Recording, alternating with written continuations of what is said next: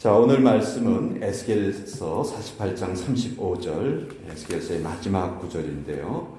우리 에스겔서 48장 35절 어떤 말씀이 기록되어 있는지 오늘 말씀을 함께 읽어보도록 하겠습니다. 같이 읽습니다. 시작. 그 사방의 합계는 18,000척이라. 그날 후로는 그 성읍의 이름을 여호와 삼마라 하리라. 하나님의 말씀입니다. 아멘. 잠깐 기도합니다. 아버지, 밝은 빛이 찾아오면 모든 어두움이 순식간에 사라지고 맙니다. 하나님의 말씀이 가장 큰 빛으로 우리 심령의 구석구석을 살펴주시고 비춰주셔서 아버지, 그 말씀이 우리의 심령 속에 뿌리를 잘 내리고 우리의 인생에 좋은 열매로 이끌어 주시옵소서. 예수님의 이름으로 기도합니다. 아멘. 자, 오늘은 여호와 삼마라는 제목으로 하나님의 말씀을 나누는데요. 구약 성경에 보면 하나님의 성품을 묘사하는 그런 이름들이 많이 나와요. 하나님은 하나님이란 이름이 있으신데 그 하나님의 성품을 좀 더 잘 깨닫게 해주시는 그런 이름들이 있죠. 우리에게 친숙한 것들이 많습니다. 여호와 샬롬, 그렇죠? 평강의 하나님, 여호와는 평안이시다. 여호와 니시, 니시는 깃발이라는 뜻이거든요. 하나님은 나의 깃발이시다. 나를 승리케 해주시는 분이시다. 그런 뜻이에요. 여호와 이레는 뭐예요, 여러분? 하나님께서 미리미리 준비하신다. 여호와 이레의 하나님. 또 여호와 라파, 여호와 라파의 하나님. 김영자 원사님, 여호와 라파의 하나님, 치료하시는 여호와. 아멘. 예. 그래서 여호와라는 하나님의 이름 그 다음에 어떤 단어를 붙여서 합성어를 만듭니다. 그러면 이런 합성어는 하나님의 성품과 속성을 우리에게 또 잘 알려주시는 그런 이름이 되죠. 자, 이런 이름들 가운데 오늘 에스겔서의 마지막 구절은 여호와 삼마라는 이 새로운 이름을 또 우리에게 소개시켜 주십니다. 삼마, 말세말이라는 뜻이 아니고 히브리어로 거하신다, 함께 하신다, 존재하신다 이런 단어인데 어떤 상황에도 불구하시고 하나님은 늘 그곳에 함께 계신다. 여호와께서 거기에 함께 계신다. 그러니까 신약 성경에는 이와 비슷한 말로 임마누엘이 있어요. 그렇죠? 하나님 우리와 함께 하신다. 이 임마누엘을 구약적인 표현으로 하는 것이 여호와 삼마라는 표현이에요. 자, 이 여호와 삼마라는 표현이 지금 에스겔서의 맨 마지막 구절에 등장하는데 그러면 왜 에스겔서의 맨 마지막 구절이 이 여호와의 이름을 계시하는 것으로 끝이 나는가?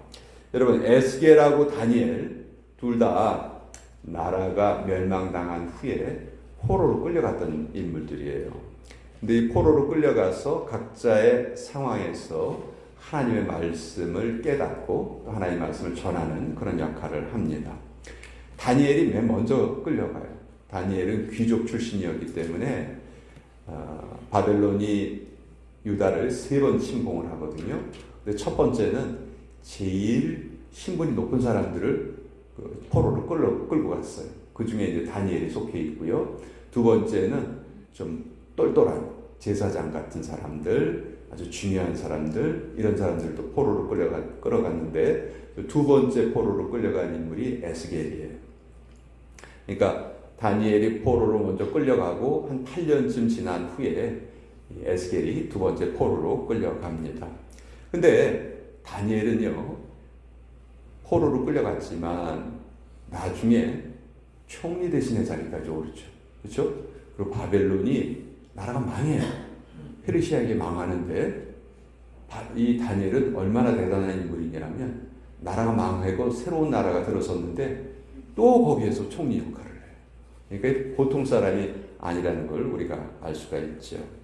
반면에 이 에스겔은 제사장 출신인데 포로들과 함께 섞여서 삽니다. 수많은 사람 유대인들이 바벨론의 포로로 끌려가서 그 포로들이 사는 구역이 따로 있었거든요. 거기에 에스겔이 함께 지내요. 그러면서 하나님의 말씀을 그들에게 선포하는 그런 역할을 합니다. 자, 다니엘도 고생했을 것이고 에스겔도 고생했겠지만 외적으로 보면 누가 더 고생한 것처럼 보이세요?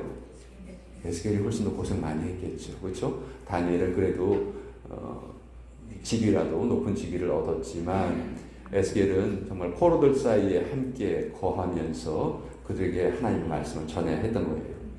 그런데 잘 생각해 보세요. 에스겔의 사역이 얼마나 힘들었을까. 평소에도 이스라엘 백성들은 하나님의 말씀 잘 들어요, 안 들어요? 잘 안 들어요. 잘 안 들어요. 근데 나라가 망했어. 나라가 망했으니 그 상황에서 하나님의 말씀을 전하려고 했으니 누가 귀를 기울였겠어요. 사실 유다가 나라가 망한 거는 유다 백성들이 하나님 말씀을 잘 지키지 않았거든요. 오히려 우상을 숭배했거든요. 거기에 대해서 하나님이 진노하셔서 나라가 망하게 됐는데 유대인들은 어떻게 오해했냐면 하나님 우리를 버리셨다. 우리 하나님 백성인데 하나님 우리를 버리셨어. 잘 생각해 보니까 바벨론이 섬기는 신이 우리가 섬기는 신보다 더 세네. 하나님의 힘이 없나 봐. 이런 식으로 오해를 한 거예요. 그러니까 이런 상황에서 하나님 말씀을 전하는 에스겔의 사역이 얼마나 어려웠을지 우리가 짐작을 할 수 있습니다. 또 한 가지 에스겔에는 아주 개인적인 큰 아픔이 있는데요.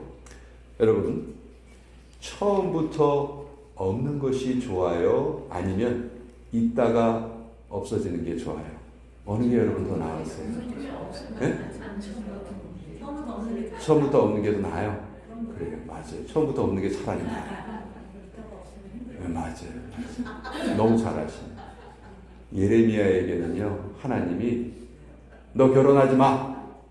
결혼을 하지 못하게 하셨어요. 근데 에스겔은 결혼을 했는데 하나님이 내 아내를 먼저 데려가겠다. 이렇게 말씀하신 거예요. 그리고 대신 절대로 슬퍼하면 안 된다. 이렇게 또 경고를 하셨어요. 그러니까 여러분들의 판단으로 말하면 에스겔하고 예레미야 중에서 누가 더 힘들었어요? 에스겔이 더 힘들었어요. 이따가 없어졌으니까. 예. 포로 생활을 하는 중에 아내가 죽습니다. 근데 하나님은 그걸 슬퍼하지 말라. 아주 냉혹하게 명령을 하세요.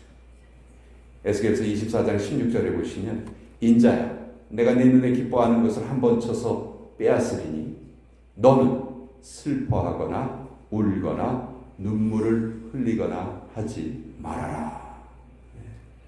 사실 이 에스겔의 아내가 죽은 것은요, 하나님께서 이제 남유다가 완전히 망했다 하는 것을 보여주신 그런 사건이었어요. 이 에스겔의 아내가 죽은 다음에 남유다가 가장 치욕적인 날을 맞이합니다. 에스겔이 포로로 끌려와 있는 동안에 유다는 아직 망하진 않았었어요. 망하기 일보 직전이었는데 에스겔이 포로로 끌려와 있는 상황에서 드디어 나라가 기원전 586년에 바벨론에 의해서 완전히 멸망당하고 맙니다. 유다라는 나라가 없어진 거예요. 세계 역사에서 없어진 거예요. 이스라엘 백성들이 제일 자랑했던 건물이 뭐예요? 솔로몬 성전이에요. 그 솔로몬 성전이 완전히 파괴됐어요. 자, 이런 상황이 되니까 이스라엘 백성들은 이제 하나님이 우리를 완전히 떠나셨구나. 우리를 완전히 버리셨구나. 이렇게 낙담하게 됩니다. 근데 그 상황에서 하나님이 에스겔 선지자를 통해서 말씀하시는 거예요. 그게 아니다. 그게 아니다. 여호와 삼마. 하나님은 늘 너희와 함께 계신다. 비록 너희의 잘못으로 나라가 망하고 지금 성전이 다 파괴되었지만 나는 이 과정을 통해서 너희를 철저하게 회개하게 하고 너희를 바꾸어서 이제 내가 새로운 성읍을 건설하고 너희에게 주겠다. 그리고 그 성읍의 이름은 여호와 산마라고 이름 지을 것이다. 이것이 에스겔서의 마지막 구절이에요. 하나님이 항상 거기에 우리와 함께 하신다. 여러분, 이 말씀은 오늘을 살아가는 우리에게 주시는 하나님의 약속이기도 해요. 때때로 우리는 의심하죠. 하나님 정말 살아계시는 거야? 하나님 정말 나와 함께 하시는 거야? 우린 이런 질문을 하기 쉽지만 산마의 하나님은 우리에게 항상 대답해 주세요. 내가 거기에 항상 너와 함께 있도다. 사실 피조물인 우리 입장에서 창조주께서 우리의 삶에 함께 하신다. 여러분, 이거보다 더 귀한 말씀이 어디 있어요? 이거보다 더 영광스럽고 더 위안이 되는 말씀이 어디 있겠습니까?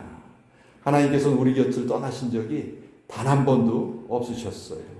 우리가 하나님의 손을 놓을지언정 하나님께서는 늘 우리의 손을 꼭 붙잡고 계셨다는 거죠. 그래서 그 하나님의 손에 이끌려서 우리가 지금까지 살아올 수 있었습니다. 우리가 감당하기 어려운 고난을 당할 때마다 하나님 어디 계십니까? 제발 좀 저에게 나타나 주세요. 그러나 우리가 몰랐을 뿐이지 하나님은 항상 거기에 계셨다 하는 겁니다.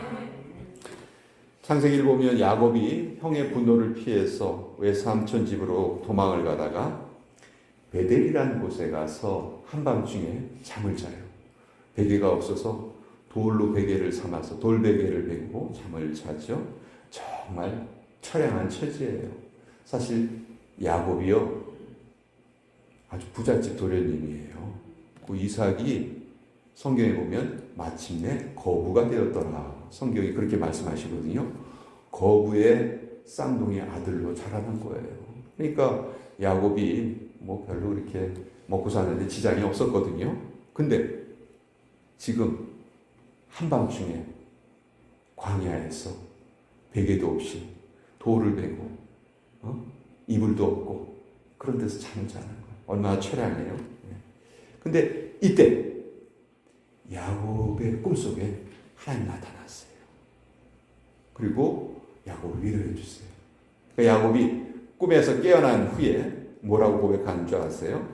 창세기 28장 16절에 보면 야곱이 잠이 깨어 이르되 여호와께서 과연 여기 계시거늘 내가 알지 못하였도다. 그래서 그곳의 이름을 뭐라고 이름을 지어요? 벳엘. 벳은 집이라는 뜻이고 엘은 하나님이라는 뜻이에요. 여긴 바로 하나님의 집이야. 그래서 그곳 지명을 베델이라고 짓습니다. 그 처량한 상황에 하나님이 함께 하셨음을 깨달았던 것이죠. 자, 예수님께서 십자가에서 돌아가신 후에 예수님을 따르던 제자들은 이제 세상이 무너진 것 같았습니다. 야, 우리 예수님이 드디어 돌아가셨구나. 야, 우리 이제 어떻게 사냐? 뭐 믿고 사냐? 엠마오로 내려가던 두 제자가 있었어요. 그 두 제자는 정말 낙심천만했습니다. 어깨를 쭉 누르뜨리고 내려가고 있었어요. 예수님이고 구원이고 뭐 이건 다 지난 일이고 이제 다 끝난 일이야. 근데 그때 그 두 제자들을 찾아오셔서 동행하신 분이 한 분 계셨죠. 성경이 이렇게 기록합니다. 누가복음 24장 16절. 그들의 눈이 가리워져서 그인 줄 알아보지 못하거늘. 예수님이 바로 옆에 계시는데 그들의 눈이 가리워져서 예수님을 알아보지 못했다. 눈이 가리워졌을 뿐이지 하나님이 거기에 안 계신 게 아니었죠. 그들과 함께 계셨어요. 혹시 지금 우리의 눈이 좀 가려져 있는 거 아닐까요? 주님이 항상 우리와 함께 걷고 계시는데 그 주님을 보지 못하고 마치 이 세상의 모든 짐은 내가 다 지고 가는 것처럼 어깨를 축 늘어뜨리고 그렇게 무거운 발걸음으로 우리가 삶을 살아가고 있지는 않은가. 여러분 잠시 멈추어서 옆을 이렇게 쭉 바라보세요. 보세요 지금 한번. 예수님 보이세요? 안 보이시죠? 안 보여요. 보인다 그러면 거짓말이에요. 예수님 안 보이세요. 근데 내 옆에 예수님의 모습을 한 우리 귀한 성도들이 있어요. 내 옆에 보이는 분이 예수님 좀 믿으시기 바랍니다. 네. 우리가 여호와 삼마의 주님을 만나지 못하는 것은 하나님 우리를 떠나신 것이 아니에요. 우리가 못 알아보고 있을 뿐이에요. 찾지 않기 때문이에요. 지금도 우리가 찾을 때에는 꼭 하나님이 우리를 만나주시는 하나님이십니다. 이거보다 더 귀한 믿음은 없어요. 우리의 삶 전체가 여호와 삼마의 삶이에요. 우리의 삶의 영역이 여호와 삼마라는 하나님의 성부입니다. 우리의 삶의 현장이 여호와 삼마예요. 우리의 가정, 우리의 일터가 여호와 삼마. 학생들에게는 학교가 여호와 삼마고, 자동차를 운전할 때에는 바로 그 자동차 안이 여호와 삼마의 현장이 되는 거예요. 미국의 고든 맥도날드 목사님이라는 분이 계세요. 이분이 아주 유명한 책을 썼어요. 내면 세계의 질서와 영적 성장. 이게 한국의 크리스찬들에게는 정말 성경 다음으로 유명한 책이었어요. 내가 왜 이렇게 내면적인 흔들림이 있는가? 왜 나는 영적으로 성장하지 못하는가? 이분이 그것을 잘 그 책으로 지어서 정말 많은 분들이 이 책을 읽고 은혜를 받았어요. 근데 이분이 왜 유명해졌냐 하면, 이분이 유명해진 계기는 따로 있어요. 그럼 클린턴 대통령 아시죠? 네, 클린턴 대통령이 좀 말썽이 있었죠. 그렇죠? 네, 스캔들이 좀 있었어요. 그래가지고 그게 또 미국에 알려져가지고 미국 국민들이 큰 그 혼란이 있었을 때가 있었죠. 그때 이 클린턴 대통령이 누굴 찾아가냐면 이 고든 맥도날드 목사님을 찾아가요. 그래서 3년 동안 상담을 받습니다. 근데 왜 하고 많은 목사님 가운데 이 고든 맥도날드 목사님을 찾아갔을까? 사실 이 고든 맥도날드 목사님이 클린턴하고 비슷한 잘못을 저질렀어요. 그 이전에. 근데 그것을 철저하게 회개하고 자기가 섬기는 교회에서 성도들 앞에 눈물을 철철 흘리면서 자기 아내 앞에서 그것을 다 고백합니다. 고백하고 모든 회중에게 용서를 받아요. 자기 아내에게도 용서를 받아요. 그리고 그 이후에 계속 목회자 역할을 해나갔어요. 그리고 그렇게 유명한 책도 짓게 되었고. 그러니까 이 클린턴이 이분을 찾아간 거예요. 당신은 나하고 비슷한 잘못을 저질렀는데 지금도 이렇게 활발하게 활동을 할 수 있는 이유가 뭐였습니까? 그래서 그걸 찾아가서 상담을 받았어요.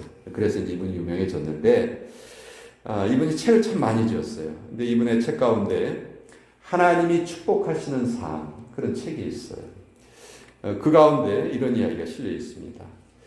이분이 보스턴 지역에서 사역을 하셨는데, 거기에 그 자기가 섬기던 그 교회에 좀 그 지역에 이제 스쿨버스 운전사라든지 뭐 이런 그 드라이버 잡을 가지고 계신 분들이 좀 교회에 좀 몇 분 계셨나 봐요.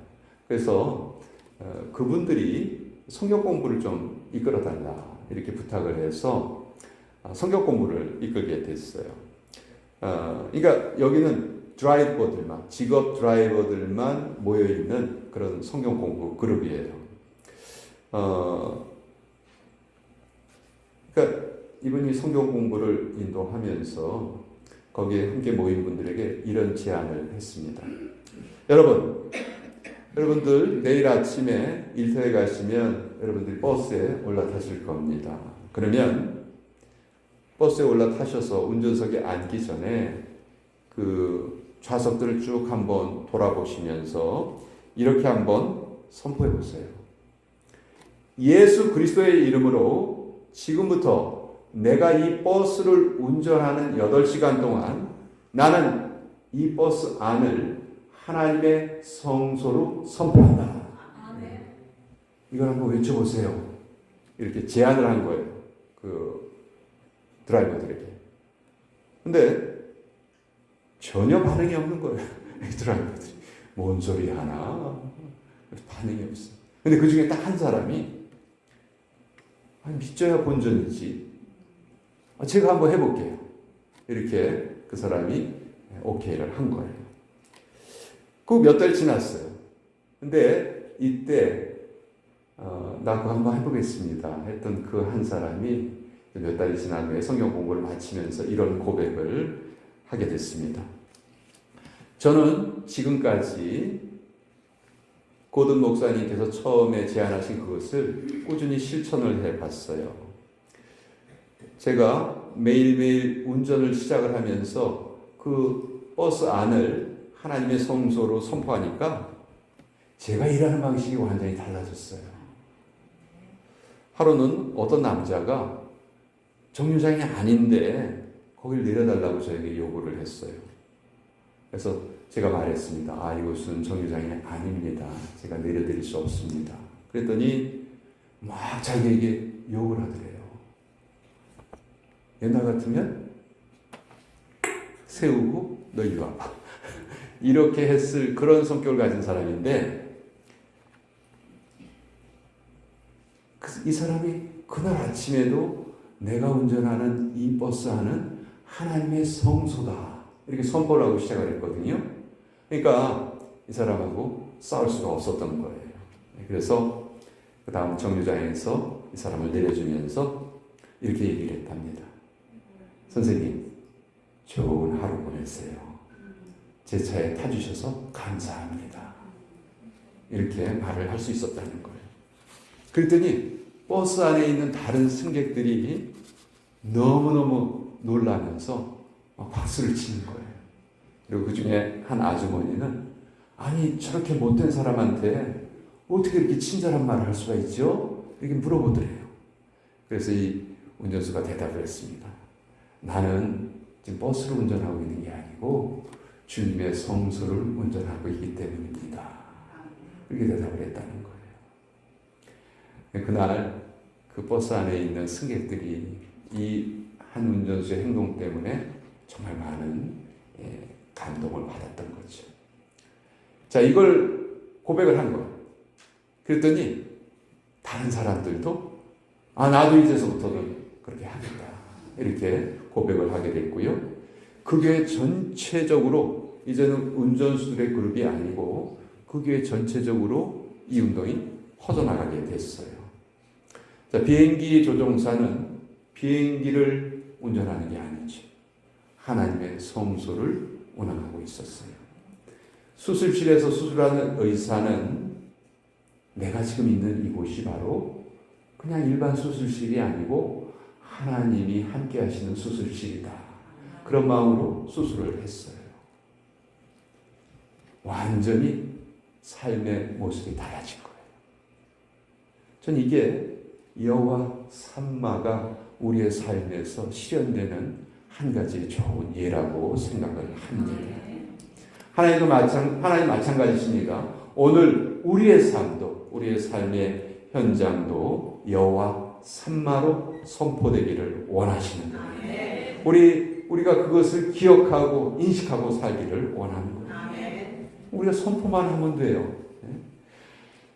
우리도 한번 해봤으면 좋겠어요. 우리가 딱 아침에 눈을 뜨면 눈뜬 그곳에서 여호와 삼마의 이름을 부르고 그것을 하나님의 성소로 선포하는 거예요. 학교든 병원이든 식당이든 미용실이든 뷰티 서플라이든 청소하는 현장이든 모든 곳이 우리가 하나님의 성소로 선포할 수 있는 것이에요. 내가 살고 있는 가정도 마찬가지예요. 그렇죠?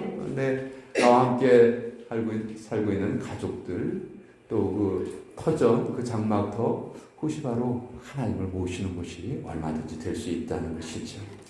그날 후로는 그 성읍의 이름을 여호와 삼마라 하리라.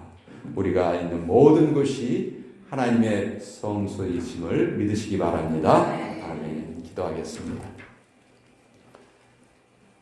아버지 하나님, 에스겔을 통해 계시해 주신 여호와 삼마의 하나님을 찬양드립니다. 늘 우리와 함께 계셨는데 때로는 우리 눈이 어두워져 하나님이 옆에 계신 것을 알지 못했습니다. 이제 우리의 영적인 눈을 더 크게, 더 밝게 뜨게 하여 주시옵소서.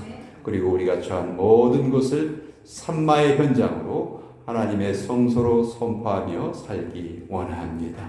이제 우리 샘물교회 성도들에게 놀라운 간증거리들이 더욱더 더해지게 해주시고 우리 모두의 기쁨이 충만케 하여 주시옵소서. 예수님의 이름으로 기도합니다. 아멘.